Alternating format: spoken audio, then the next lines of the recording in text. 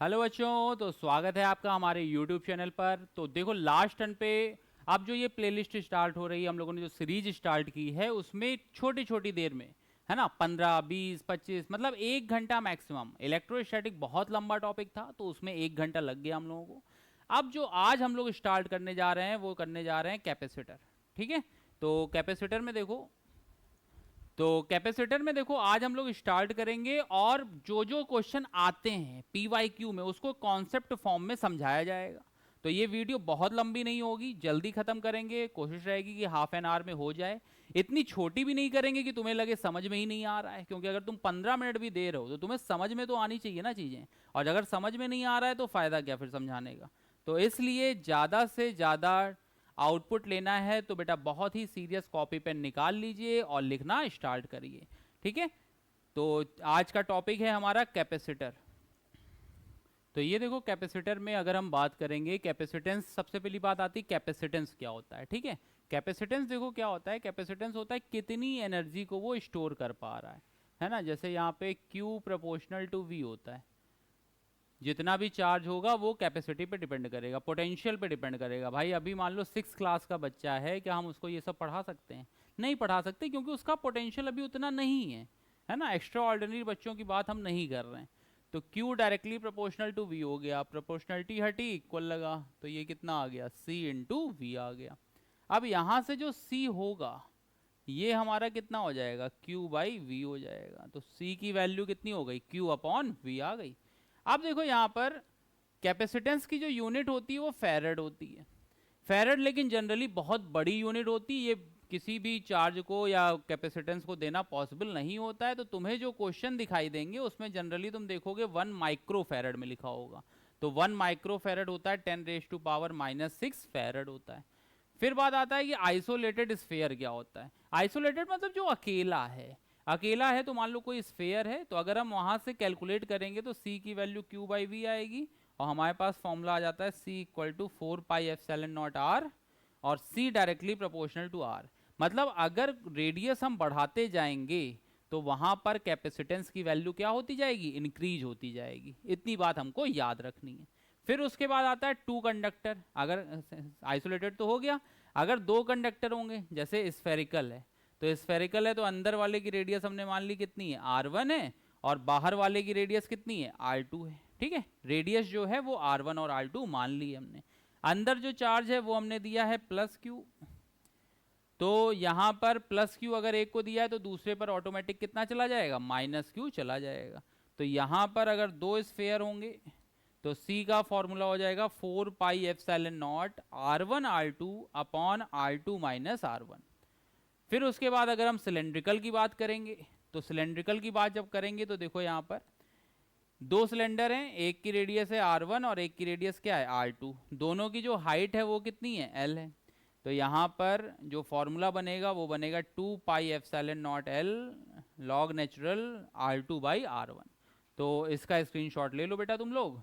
फिर हम लोग आगे की कहानी स्टार्ट करते हैं। बहुत लंबी वीडियो नहीं होगी, कोशिश रहेगी कि आपका जो आखिरी में कोशिश रहती है ना कि भाई जैन जैन में पेपर है मेंस का, तो 5 10 20 मिनट के अंदर ये पूरा टॉपिक खत्म करना है हमको। ठीक है ना, कैसे क्वेश्चन आते हैं वो पीवाईक्यू में मेहनत की जाएगी।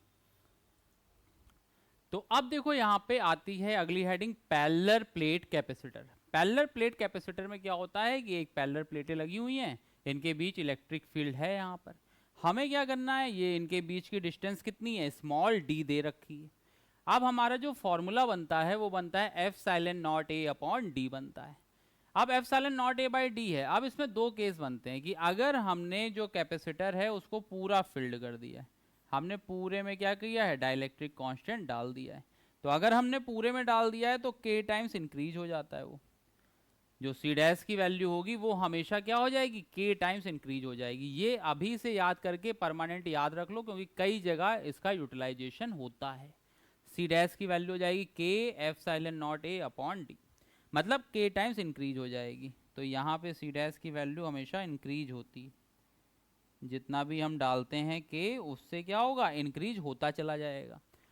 फिर आता है पार्शियली फिल्ड। पार्शियली फिल्ड का मतलब होता है कि हमने पूरी डिस्टेंस में ना डाल करके थोड़ी सी डिस्टेंस में डाल दिया है इसको।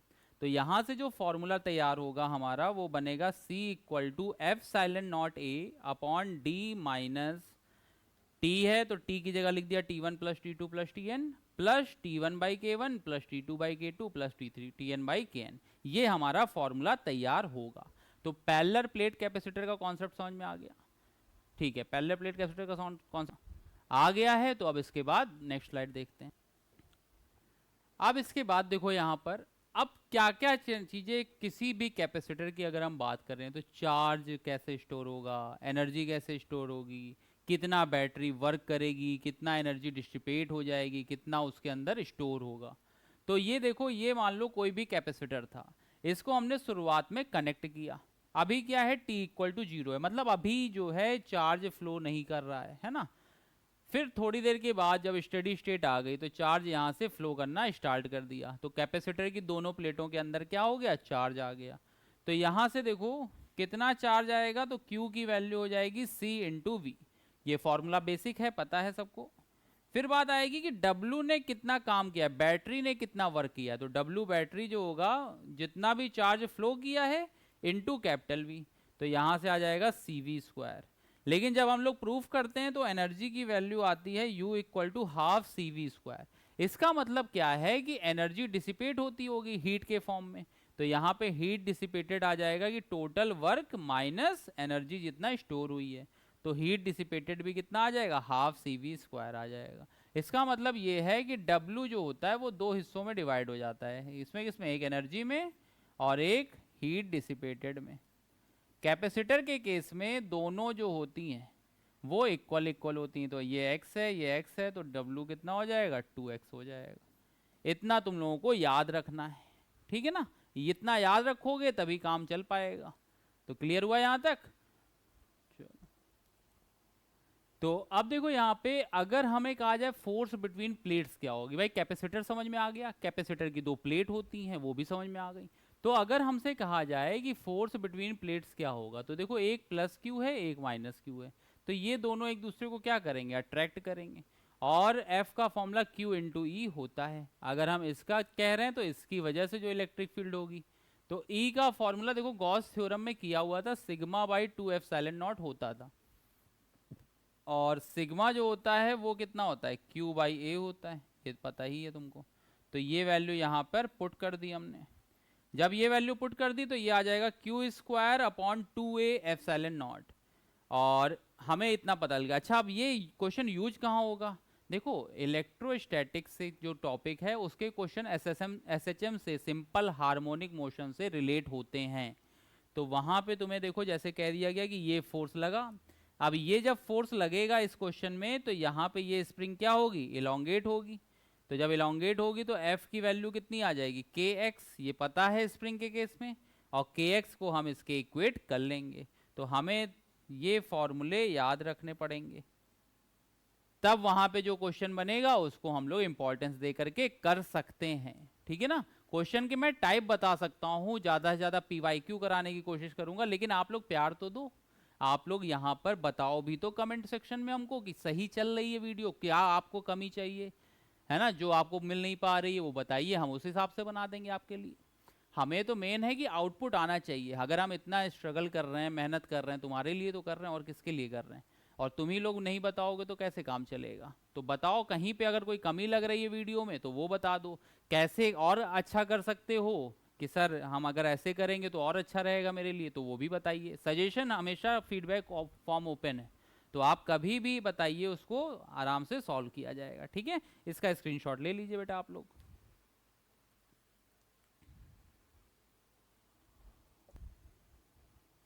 तो अब बात आती है किसकी, कॉम्बिनेशन की। कॉम्बिनेशन में देखो एक होता है हमारे पास सीरीज कॉम्बिनेशन, एक होता है पैरेलल कॉम्बिनेशन।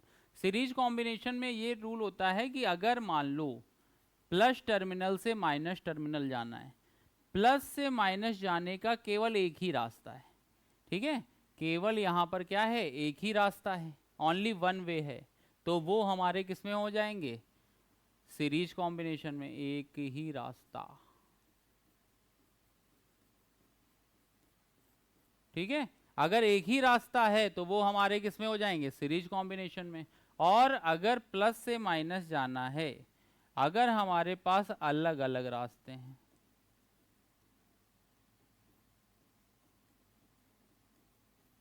ठीक है, अगर हमारे पास अलग अलग रास्ते हैं तो वो हमारे किस में हो जाएंगे, पैरेलल में हो जाएंगे। समझ में आया इतना? अब कैसे होंगे ये बताते हैं तुम्हें। चार्ज जो होगा वो सेम होगा, वोल्टेज जो होगा वो वेरिएबल होगा। यहाँ पर चार्जेस, यहाँ पे बात कर रहे हैं किसके, अक्रॉस ईच कैपेसिटर या ऑन ईच कैपेसिटर।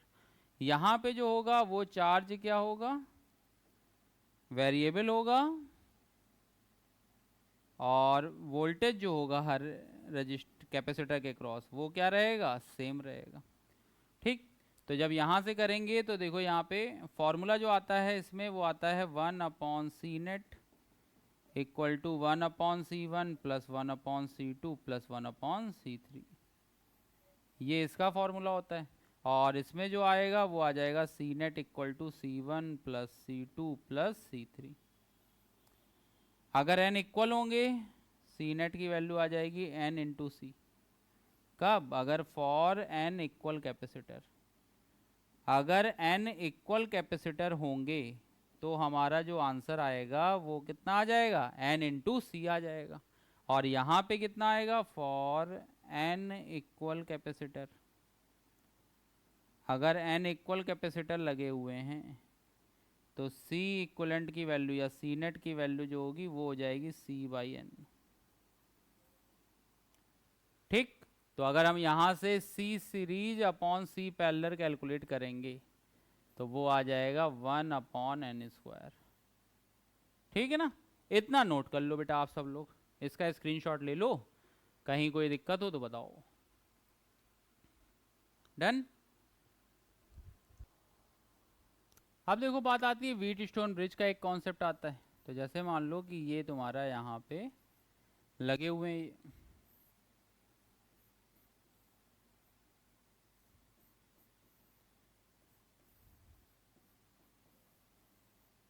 ये हो गया C1, ये हो गया C2, ये हो गया C3, ये हो गया C4। तो यहाँ पे ये कंडीशन होती है, इसको C1 C2 और ये C3 C4। तो कंडीशन पहले चेक करते हैं हम लोग। ठीक है, कंडीशन क्या होती है, C1/C2 अगर हमारा C3/C4 के इक्वल आ गया, मतलब अगर C1/C2 ये हमारा C3/C4 के इक्वल आ गया तो हम यहाँ से C5 को हटा सकते हैं। Then we remove C5। अगर देखो तुम C5 को हटा दोगे तो जो डायग्राम बन रहा है वो ऐसा बनेगा। अब A और B के बीच निकालना था, तो अब देखो ये दोनों किस में हो जाएंगे, ये हो जाएंगे सीरीज में, और ये दोनों किस में हो जाएंगे, ये हो जाएंगे सीरीज में। और उसके बाद जो हमारा आएगा आंसर वो किस में आ जाएगा, पैरेलल में आ जाएगा। ये C1 डैश हो गया, ये C2 डैश हो गया, ये हमारा किस में आ जाएगा, ये आ जाएगा पैरेलल में आ जाएगा। क्लियर है बेटा इतना? तो ये यहाँ तक व्हीट स्टोन ब्रिज जब बैलेंस होगा तो ये होगा। बैलेंस वाली कंडीशन समझ में आ गई? ठीक है। अब हमारे पास केस बनता है बेटा कि जब अगर व्हीट स्टोन ब्रिज वो बैलेंस ना हो, अनबैलेंस्ड कंडीशन हो, तब क्या करेंगे। जैसे कि मान लो ये दिया हुआ है, कहा गया व्हीट स्टोन ब्रिज है और कंडीशन कैसी, अनबैलेंस्ड है। अनबैलेंस्ड चेक करनी पड़ेगी। कैसे करेंगे, if C1/C2 does not equal to C3/C4। अगर ऐसा होगा तो हम कौन सा मेथड अपनाएंगे। मेथड हम अपनाते हैं point potential plus junction rule. Point potential और जंक्शन रूल को हम साथ में सॉल्व करते हैं। तो देखो कैसे करेंगे। जैसे मान लो ये V है तो हमने V इधर कर दिया और इसको मान लिया 0। ठीक है, दोनों प्लेटों के बीच का पोटेंशियल डिफरेंस ही तो होता है, तो एक को अगर हमने V माना है तो दूसरा कितना हो जाएगा, 0 हो जाएगा।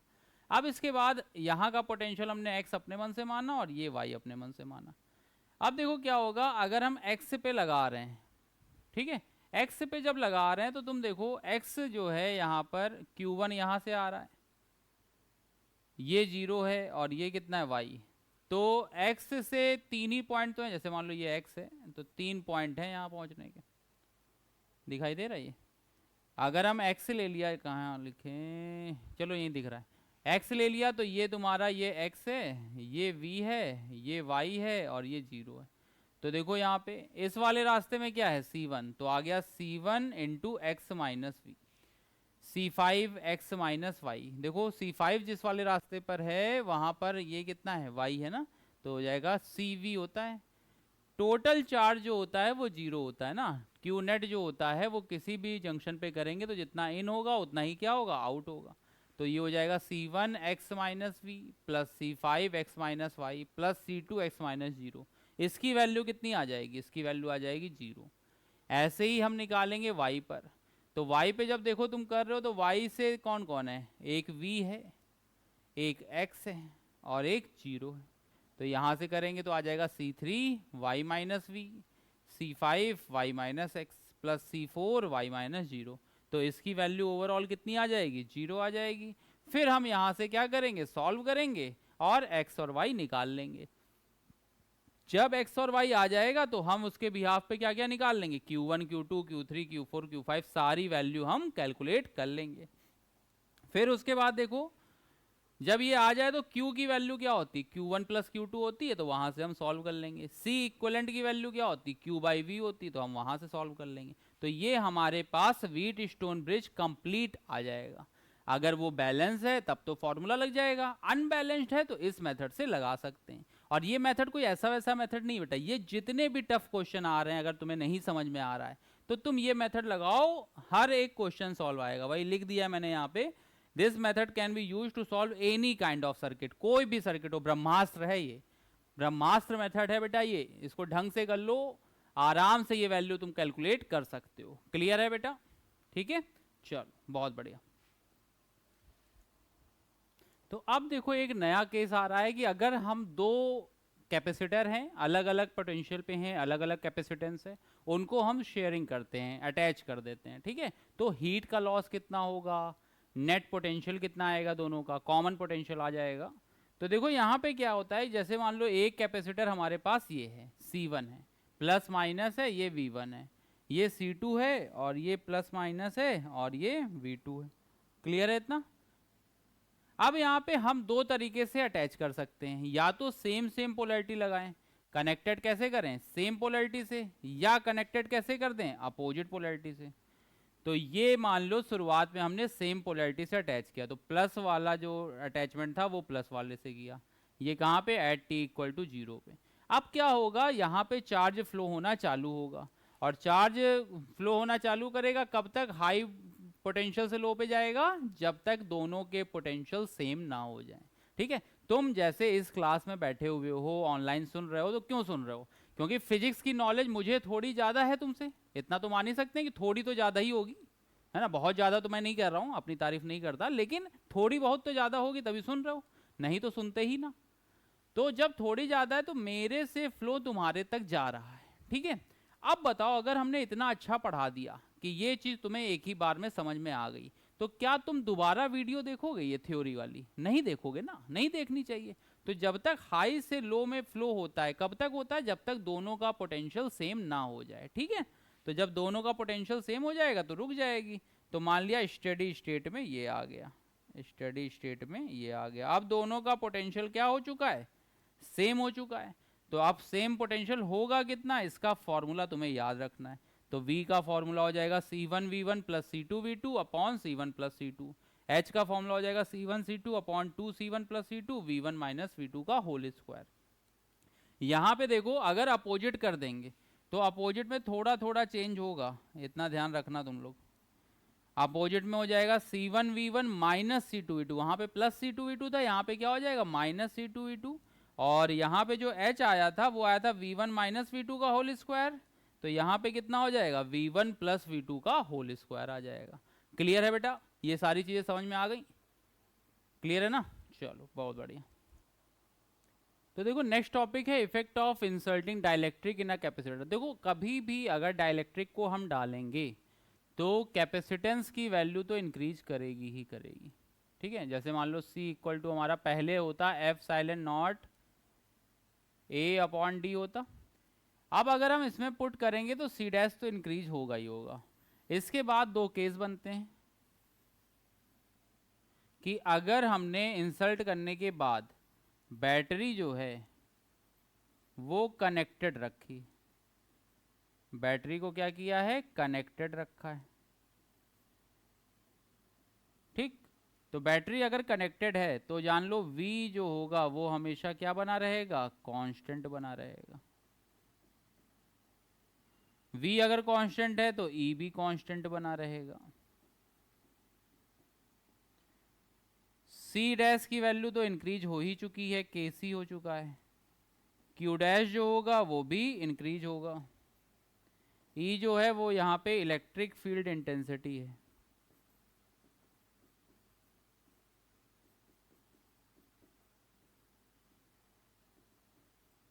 C डैश कैपेसिटेंस हो गया, Q डैश जो हुआ वो KQ होगा,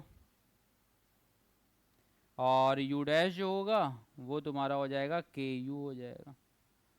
ठीक, तो इतना ध्यान रखना। और सारी चीजें इंक्रीज करती हैं, केवल और केवल पोटेंशियल वो हमारा क्या बना रहता है, कांस्टेंट बना रहता है।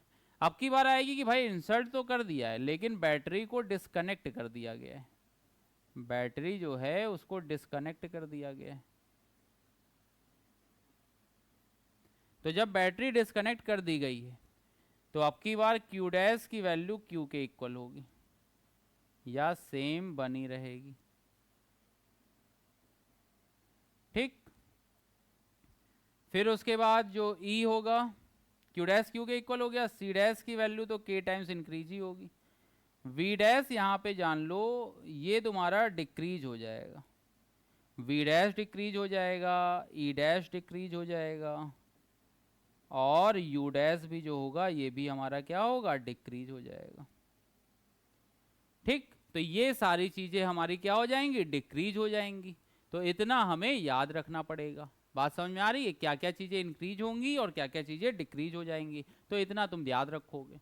ठीक, बहुत बढ़िया, नोट कर लो इसको, स्क्रीनशॉट ले लो। पता चलना चाहिए यहाँ पे कैपेसिटेंस हमेशा इंक्रीज करता है बेटा। अगर हम डाइलेक्ट्रिक कांस्टेंट डालते हैं तो कैपेसिटेंस जो होता है वो इंक्रीज करता है। तो अब देखो क्या है कि कैपेसिटेंस पे कई सारे क्वेश्चन आते हैं कि उसमें डाइलेक्ट्रिक डाल दिया गया, उसकी डिस्टेंस को आधा कर दिया गया, एरिया को कम कर दिया गया, तो इस टाइप के क्वेश्चन आते हैं। तो जो ज़्यादातर आते हैं उसको हम दिखा देते हैं एक बार। जैसे मान लो कि फर्स्ट पार्ट ये आया, कहा गया कि एक डाइलेक्ट्रिक था, उसको हमने पार्शली फिल्ड कर दिया। तो पार्शली वाला बताया भी जा चुका है तुम्हें कि ये फॉर्मूला होता है। ठीक है, एक दूसरा मेथड देखो यहाँ पे आया है कि एक को हमने डाला है यहाँ पे D1 और D2, और यहाँ से हमने K1 K2 दो जो है डाइलेक्ट्रिक कांस्टेंट लिए और उसको मीडियम को अलग अलग कर दिया। अब देखो तुम्हें A से B पहुंचना था ना, तो A से B पहुंचने का एक ही तो रास्ता है, एक रास्ता है तुम्हारे पास A से B पहुंचने का, कि तुम यहाँ से होते हुए यहाँ जाओगे, फिर यहाँ से होते हुए यहाँ जाओगे। तो कुल मिलाकर के ये दोनों रास्ते किसमें, सीरीज में है। हमने कहा हुआ था वहाँ शुद्ध शुद्ध हिंदी में लिख दिया था कि अगर एक ही रास्ता होगा एक जगह से दूसरे जगह, एक टर्मिनल से दूसरे टर्मिनल जाने का अगर एक ही रास्ता होगा तो वो होगा सीरीज कॉम्बिनेशन। और अगर एक टर्मिनल से दूसरे टर्मिनल जाने के अलग अलग रास्ते हैं, देखो यहाँ पे एक रास्ता ये है, पहला रास्ता इधर से हो गया और दूसरा रास्ता इधर से हो गया, तो ये किस में हो जाएंगे, ये हो जाएंगे पैरेलल कॉम्बिनेशन में। याद है, तो ये यहाँ से C1 की वैल्यू देखो, एरिया तो सेम रहेगा, तो एरिया सेम रखा, D1 और D2 अलग अलग हो गए। इसको हम लोग कैलकुलेट कर लेंगे। यहाँ से C नेट की वैल्यू आ जाएगी, सीरीज में अगर दो होते हैं तो फॉर्मूला क्या होता है, C1 C2 upon C1 plus C2, 1 upon करके आता है, पता होगा। और यहाँ पे तो डायरेक्ट ही ऐड हो जाएंगे C1 प्लस C2। समझ में आई बेटा बात, कहीं कोई डाउट तो नहीं है? ठीक है, तो ये क्वेश्चन में ऐसे हो सकते हैं। तो देखो कैपेसिटर के जितने भी अच्छे अच्छे कॉन्सेप्ट थे जो मेंस में बार बार आ रहे हैं वो सारे डिस्कस हो चुके हैं। अब इसके जब PYQ लगाएंगे तब हम लोगों को और सारे कॉन्सेप्ट क्लियर होंगे। PYQ को PYQ के फॉर्म में ना समझना, थ्योरी यहाँ पे बता दी गई है, इसको तुम लोग एक कॉपी पेन पे नोट करके जहाँ जहाँ फॉर्मूले आए हैं वो ब्रैकेट लगा लो, ताकि जब PYQ लगाओ तो तुम्हें लगे कि अब क्वेश्चन हमारे हो रहे हैं। ठीक है ना, PYQ अगर लगा रहे हो बेटा, अब तुम इतना मेरी थ्योरी पढ़ने के बाद अगर मान लो फॉर एन एग्जाम्पल 10 क्वेश्चन में से पहले तुम्हारे 2 या 3 सही होते थे, अब जब तुम ये थ्योरी पढ़ोगे तो तुम देखोगे 5 या 6 क्वेश्चन अपने आप सही होने लगेंगे, जो कि केवल आधे घंटे या 1 घंटे की थ्योरी बताई गई है। क्योंकि इसमें पूरा निचोड़ बता दिया गया है बेटा, पूरा गीता का सार इसी में लिखा हुआ है कि क्वेश्चन कैसे होने हैं। ठीक है, अब इसके बाद जब हमारी ही क्लास के PYQ लगाओगे तो वो क्वेश्चन एक PYQ ना होकर के क्या एक कॉन्सेप्ट की तरीके समझाएंगे, और इसको रिलेट करेंगे वहां से, तब तुमको मजा आएगा कि अच्छा हाँ ये तो हो सकता था यार हमसे, क्यों नहीं हो रहा था, हो सकता था हमसे। तो बस चैनल को सब्सक्राइब कर दो और बेल आइकन दबा दो, ताकि कोई भी हमारी वीडियो आए तो वो तुम लोग तक तुरंत पहुंच जाए और अपनी जो भी क्वेरी हो वो हमसे डिस्कस करो। ठीक है, देखो कैपेसिटर की मैंने देखा है तो यहाँ पे 25 मिनट्स के अंदर कैपेसिटर का पूरा कॉन्सेप्ट तुमको डिट्टो बता दिया गया है। ठीक है, तब तक के लिए बेटा good bye, take care all of you, bye bye.